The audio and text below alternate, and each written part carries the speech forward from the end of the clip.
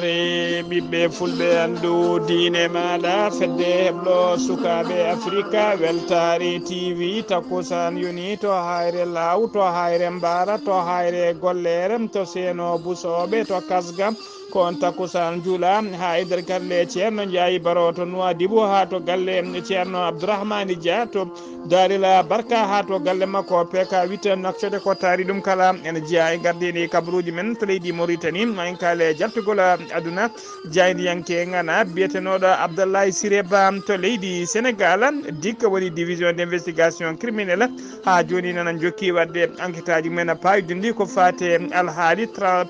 trafic passeport diplomatique to leydi Mali ko bandiji jani e biyeteɗo Mahamadou Hawa Gazama ko goto e terɗe CNT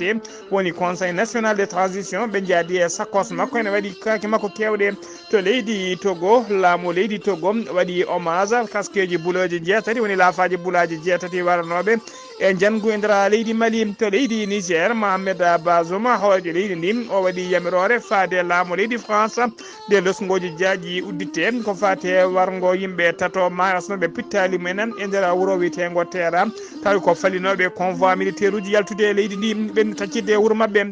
bisimilla moon e ketki hotondirte joni joni pirena pacciren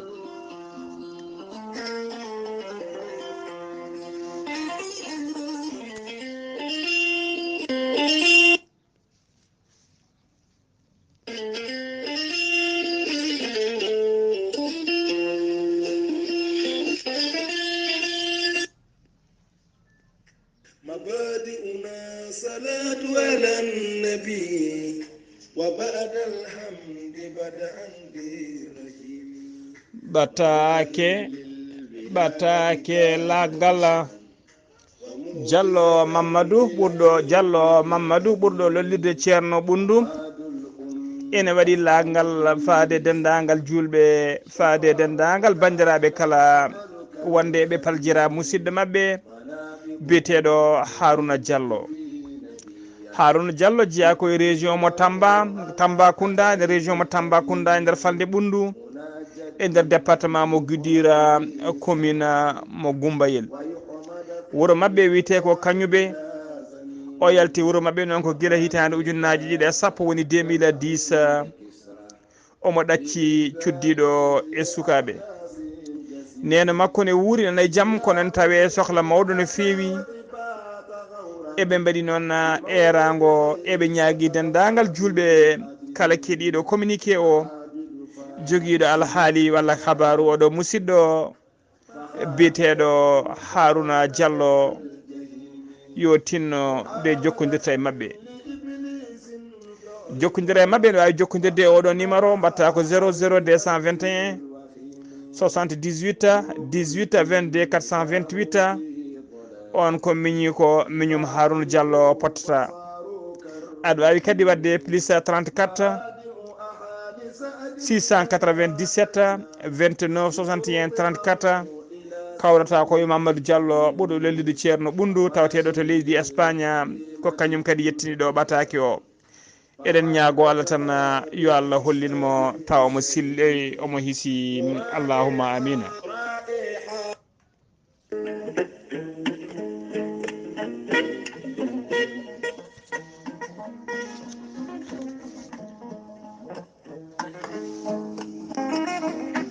maître Adama Baldé ko wittiyanke ko safriyanke safaruji fina tawa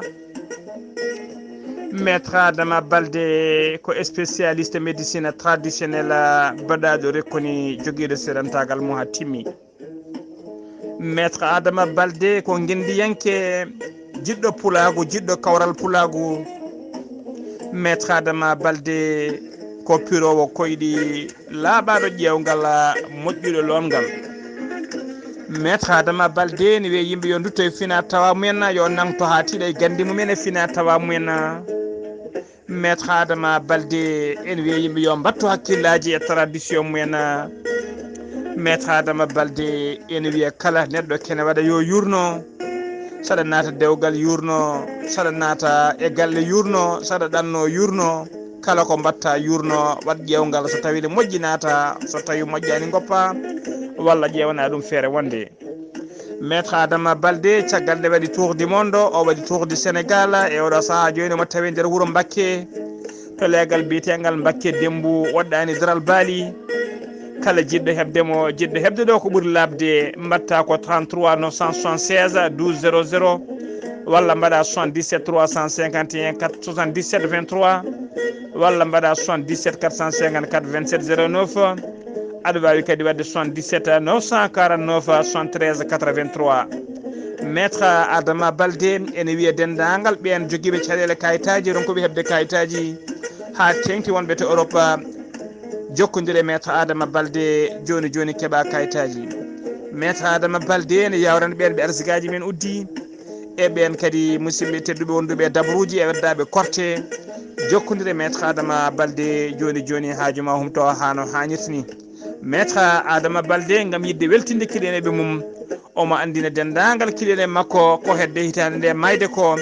wonde ko fate ƴewgal ko gratuit o yeɓetake hay mbuɗu maître Adama Baldé sa yi to hello YouTube ha to Facebook kala a waɗi maître Adama Baldé jinganen Fuladu ma yi toon golle pawidinde ɗe o gollata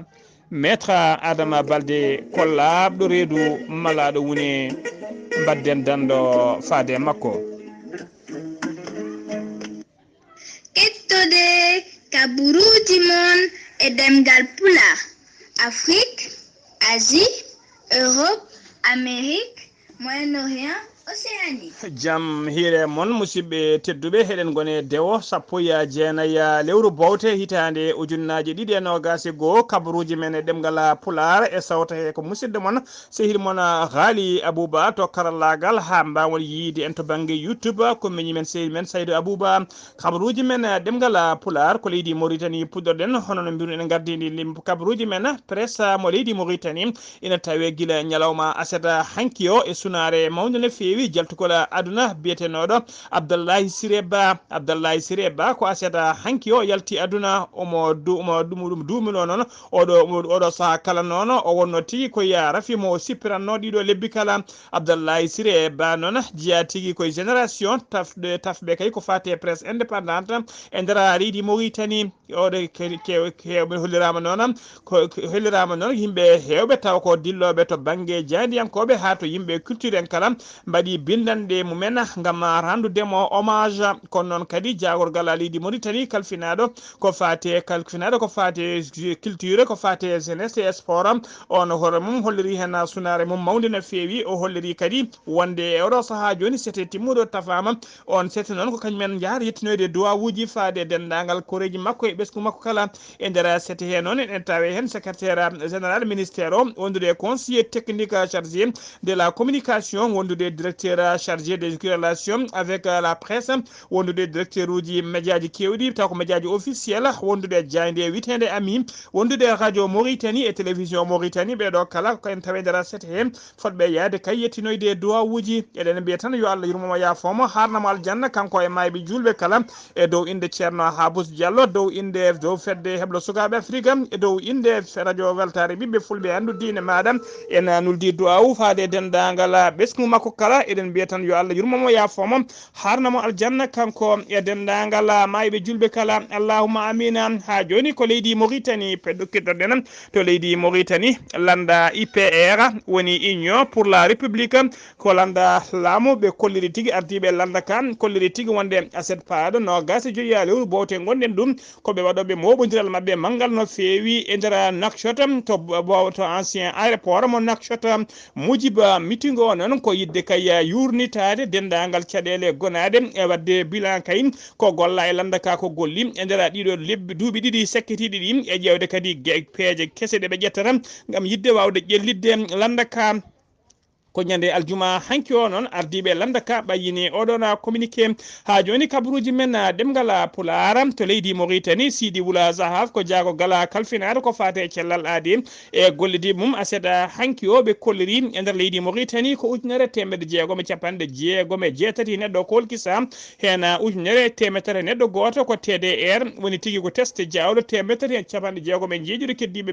ɓen ko testé mo hinde PCR woni testé laboratoire hen 30 goto e jeeɗiɗi tawama e jaati ko fiɗaɓe coronavirus e nder ɓe cellano ɓe noon 46 mo kefti cellal mumen hay neɗɗo goto ko noon alamo rafi o yooɓi fittani mum ñalawma hanki o leydi Mauritanie ne jogui 459 cas active hen 419 ko yimɓe wonduɓe e Mboroso tawa gondani e maale ɗe hen 22 ko yimɓe semorɓe seeɗa 17 noon en tampisanne ma ballite to banggue fofango leydi Mauritanie ne yaara ñalawma hande o e 49 neɗɗo winditiɓe doggol corona hen 38 ujunere temedde jeeɗiɗi e sappo e jeegom keftino cellal mumen hano hannit ni temedde jeetere capanɗe joyi e ɗiɗo ko bilan wasɓe pittari men tuggi ko rafi o naati leydi ndi faade oɗo saaha joni ha joni ko leydi Mauritanie keɗoɗen Mohamed Cheikh El Ghazouani ko hoorejo leydi ndi gonnoɗo e jilla muɗum to leydi Turque o arti e nder nokkot lamorgo leydi makko aseta hanki jamma o tawi noon ene ari jaɓɓade mum to bo wallade diwoje ngal tum sir nokkot o tawi ɗon premier ministre makko woni tigui Mohamed Ould Bilali wondude e ministére uji goɗɗi o tawi ɗon kadi chef d'état major particulier du président de la république o tawi ɗon waali Nouakchott banggue hirnangue e président conseil régional mo Nouakchott wondu hoorejo leydi ndi noon ine yaadano e seti timmude no feewi e jillu makko to Turquie e nder ɓe noon en tawe hen Mariam Da on ko joom suudu makko wondude Adama Bocara Soko on ko ministre secrétaire général à la présidence wondude Ismaïla Ould Cheikh Ahmed on ko ministre des affaires étrangères wondude Mohamed Melaynin Ould Eyi on ko jagorgal kalfinade ko fate jangde wondude Sidi Ould Zahava ko jagorgal kalfinade ko fate cellal aade e wadɓe yonɓe ne feewi ha joni kabaruji men ɗemgal Pulaar to leydi Mauritanie ha joni keddoɗen galle lamorgo leydi ndi ɓe kolliri tigui wonde ɓoyata e nder nduɗo lewru ndu gonɗen woni lewru bowte ko adi lewru ndu kene maya ɓe kolliri tigui hoorejo leydi ndi ene foti wadde jillu muɗum to leydi Algérie jillu mum noon to leydi Algérie e bismago hoorejo leydi Algérie bismimo toon siftinde on noon e nder lewru septembre maydu to ndu jagorgal leydi Algérie kalfinade ko fate gueɗe caggal leydi waɗino jillu mum e nder Nouakchott e nder jillu he noon o weeɗino ɓatake ummorade hoorejo leydi Algérie faade Mohamed Cheikh El Ghazouani hoorejo leydi Mauritanie tawi on ɓatake ko bismago kanko hoorejo leydi Algérie bismino Mohamed Cheikh El Ghazouani hay e nder lewru octobre mbeɗu ndu kadi ambassadeur joɗiniɗo leydi Algérie e saaha kay joɗino e Mohamed Cheikh El Ghazouani hoorejo leydi ndi o siftini ɗum ko fati e ngoɗon bismago galle lamorgo noon holliri tigui wonde omo foti wadde jillu ngu kay so tawi ala ko faali ko adi ko hitande ndene maya woni ko lewru décembre ndune maya habaruji men ɗemgal Pulaar sen ummima to leydi Mauritanie koto leydi Sénégal paɗen Abdoulaye Diouf Sarr ko jagorgal kalfinade ko fate cellal aade gollidiɓe mum ɓe mbaɗinoɓe kewatde kala subaka so huccidde ɓesgu leydi ndi ɓe gandin ɗumen to mborosa covid 19 yarata e leydi he ɓe kolliri aseta alada hande o noon e nder waktuji nogas nayya cakkitiɗi ɗi ko ujunnaji ɗiɗi e temedere yimɓe ɗiɗo kolkisano hen yimɓe jeegom tawama e jaati ko fiɗaɓe covid 19 on teskima tigui mboroso e kala saaha one ɓeydo tigui e oɗo saaha joni nder leydi Sénégal hen ɗiɗo ko contact suivi hen 16 heddiɓe ko ka communautaire woni hay goto mo andata guettirafi o e nder ɓe cellano ɓe noon hen jeenayo kefti cellal men paati galleji mumen ɗiɗo ne tampi sanne ma ballite to banggue fofango leydi Sénégal ene yaara e oɗo saaha joni 74 ujunere temedere 60 e goho winditiɓe doggol corona hen 7 ujunere temedde ɗiɗi sappo ɗiɗo keftino cellal men hano hannit ni ujunere temedde jeetati e jeegom ko hawri e ladial 60 e ɗiɗo neɗɗo e ñalawma hande o ko hedde juuɗe safroɓe ha joni ko leydi Sénégal keddoɗen digga woni dadiɓe ɓe digga woni division d' investigation criminelle ɓe jokki e kala saaha wadde lesgoji enquête paydude no fewi ko fate alhaali trafic passeport diplomatique ɓe cakkiti teɓade noon e nder enquête makko ko debbo goto jaydiyanke biteɗo Louise Tina Adama Sangare ko jaydiyanke ko on tigui ɓe cakkiti teɓade on noon ɓe teɓiri ɗum ɓe kolliri tigui koɓe ndewi ɗum ndewmi takele trace uji mum woni tigui e sawa mum haaɓe tawi kayne tiri 6 800 000 francs CFA o ƴetti on haalis noon koto présidence de la république nde ɓe convoquima noon nde diggo convoquima noon o holliri e jaati wonde kay on 6 800 000 francs CFA o ƴetti ɗum to présidence galle présidence e juuɗe biyeteɗo taw kadi ko yamirode biyeteɗo Limamoulaye Seck o holliri noon kanko debbo noon holliri tigui haydara ala ko bokkodirimo e ko fati alhaali trafic des passeports diplomatiques o holliri noon addanimo arande on haalisa on biyeteɗo Limamoulaye Seck tawa kadi ene jeeya e cerveau ɓena fewnoɓe passeport uji diplomatique fenade ene jikon cerveau o holliri on gorko noon ko kamɓe jaltite woni tigui ko relation amoureuse woni hakkude mabɓe caggal noon nde luskoji mbaɗa hen holliri tigui on yamirnomo yo waro ƴetta colis nan to noon colis o noon ko 6 800 000 francs CFA nde o ƴetti on colis noon o holliri tigui waɗi décharge o wonno koye inde biteɗo FK on meeɗino wonde ambassadeur o holliri 6 800 000 o kadi o rokki ɗum komo wino yo rokku o woni biteɗo Seydina Issa Laye Seck o rokki ɗum koppereje ɗe caggal noon nde on nodda caggal kadi nde on nodda nde holliri tigui on kon Issa Laye Seck Seydina Issa Laye Seck yeddani holliri tigui wonde ƴetti 6 800 000 e juuɗe jaydiyanki o dik ɗon jojjiniɓe kamɓe ɗiɗi kala woni Limamoulaye Seck wondude e suka debbo o biteɗo Tina Louise kamɓe jondiyanki o ɓe jojjiniɓe kamɓe ɗiɗo kala waɗiɓe ko wiyete confrontation kanko debbo jaydiyanki o refti koto rewno ɗo hay virgule o ɗaccani kono ko yeeso o ɗon biteɗo Limamoulaye kanko suka debbo jaydiyanki o noon e oɗo saaha joni o woppitama ha laaɓi kabaruji men ɗemgal Pulaar senumbima to leydi Sénégal koto leydi Mali paɗen Mamadou Hawa Gassama ko goto e terɗe conseil national de la transition woni CNT o waɗama agressé noon ko bandiji jenni e makko sara yeeso fondation ATT woni Amadou Toumani Touré mo ACM legal bitegal ACI bandiji ɗi noon kepti sakos makko ɗo joguino jaadi hen e nder on sakos noon ne waɗi hen passeport makko diplomatique ene waɗi carte makko consulaire ene waɗi kadi carte uji banque uji kewɗi e halis liquide woni halis ɗoret kene qime ha 1 500 000 francs o yeehi noon to commissariat mo 14e arrondissement o waɗi porté plainte contre X ha joni kabaruji men ɗemgal Pulaar to leydi Mali ha joni wayloji kewɗi mbaɗama e nder gardigo direction régionale du budget ɗiɗo direction ngaji kala ko wayno direction mo Kati direction mo Nara direction mo San mo Bandiagara mo Douanja kala ɗiɗo kala keeɓi directeur uji keesi kono kadi ko wayno sous direction des affaires générales et sous direction des affaires des aides extérieures et sous direction des cadrages budgétaires ɗiɗo kala e à la direction générale du budget ɗiɗo kala keeɓi directeur uji keesi Aminata Bam inspecteur des finances e oɗo saaha joni ko kañum tigui waɗa directrice générale du budget mo Fande Kati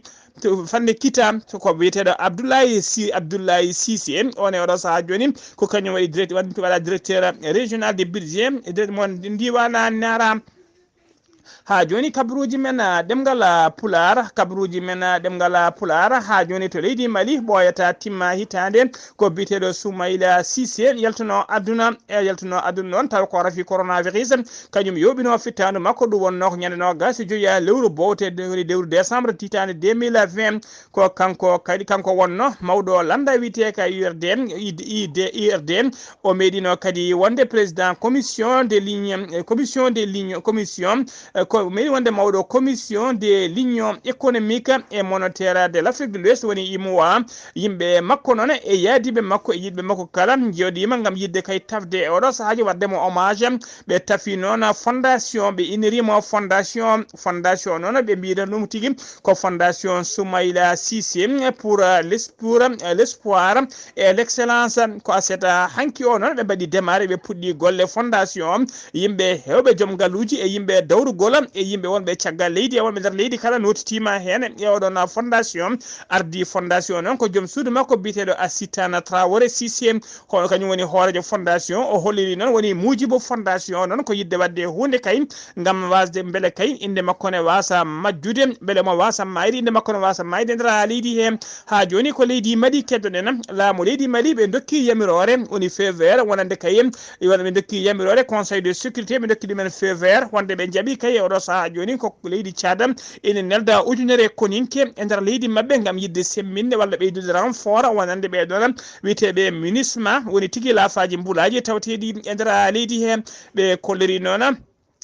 hollam noon oɗo saha joni ko saha tigui mo koninkoɓe leydi France gona yaltirde seeɗa nder leydi hen ko ɗum saabi noon ɓe mbaɗi laaɓa leydi Tchad holli tigui ne adda temedde adda ujunere soldat gam yidde wallide sembeji clafaji bulaji gam ɓe tekkinde nden ka ekkisal nder leydi hen koto leydi Togo paɗena laamu leydi Togo waɗi tigui hommage koninkoɓe jeetato laafaji bulaji tawa casque bleu en waranoɓe nder leydi Mali ñande 6 lewru décembre hitande ujunnaji 2020 ndu gonɗe ɗo tawi kadi ko werla mabɓe jaɓuno pitola bombo e dow lawol hakkude Douentza e Sévaré ene fawi nder parle Bandiagara e nder région de Mopti e hakkude leydi Mali dendagal tatiɓe leydi ndi leydi Togo kala fannuji ɗi kala mo hen fannu fof addi représentant mum tawtorama cérémonie o ɗum waɗi ko yesso hoorejo leydi ndi ko discours goto no waɗa toon taw ko discours waɗi discours o ko chef d'état major général des armées leydi Togo hono biteɗo Ladja Manganouwe ha joni kabaruji men e ɗemgal Pulaar ko to leydi Niger paɗena to leydi Niger ñande nogas jeeɗiɗi novembre sagataɓe wuro teranaɓe mbaɗi tigui mbaɗino manifestation momin hollirde metti men kay salade faddade ko fati convoi taw ko militaire ji barkane ɓe leydi France feccitde nder wuro mabɓe taw kadi ko umminoɓe leydi Ghana ko adi umminoɓe leydi Côte d'Ivoire fade to gawo leydi Mali ko adi ɗum noon ɓe paddano ko to leydi Burkina Faso to leydi to terra noon tawi nder leydi Niger e nder garmi gara ho sagataɓe tato basino hen pittali men sappo ɗiɗo neɗɗo kadi barmino hen taw ko fellaɓe kure gongre gonga gila nden noon ɓe helen mbiya ko koninkoɓe leydi Niger kañum felliɓe walla wiyoɓe kadi ala ko koninkoɓe leydi France kañumen tigui pelliɓe e oɗo saaha joni noon e saahaɓe joɗino ko fati e manditare leydi ɗi taw ko leydi Niger hoorejo leydi ndi Mohamed Bazoum o waɗi erango faade ley laamu leydi France nde udditte hen losgoji jaajƴi no fewi beele kayne ande yoɓiɓe pittali ɓeɗo sagataɓe tato beele kadi ne anda barminɓe ɓeɗo sappoji ɗo sagata musidɓe tedduɓe gasi ha laaɓi ceer ko ɗum ɗo wonno ko tonguɗen habaruji men e ɗemgal Pulaar ɗo e habridde he ko musidɗo moon seydi moon Ghali Abouba ketki malaki jaam yo jaam Allah jogomi jogo on